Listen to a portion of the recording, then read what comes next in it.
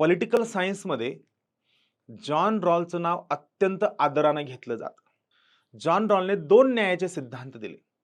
पहिला न्यायाचा सिद्धांत दिला जो आहे जस्टिस इज फेअरनेस. न्याय म्हणजे निष्पक्षता. आणि दुसरं तत्व दिलं डिफरन्स प्रिन्सिपल, फरक तत्व. म्हणजे जॉन रॉल म्हणतो की आम्हाला असमानता, इनइक्वालिटी मान्यच नाहीये. पण जर समजा तुम्ही असमानता, इनइक्वालिटी आणणार असाल, तर ती इनइक्वालिटी फक्त एकाच कारणासाठी असायला हवी.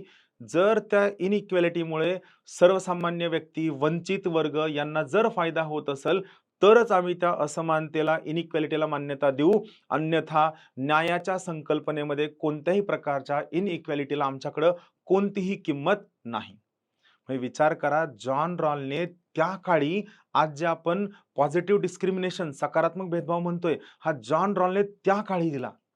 आज बाबासाहेबांनी दिलेले जे आरक्षण आहे, हे आज आपण जे अनुभवतोय, बाबासाहेबांनी संविधानाच्या मार्फत दिलेलं आरक्षण जे आपण अनुभवतोय, या विचार करा, जॉन रॉलने त्या काळी याबद्दल विचार केला.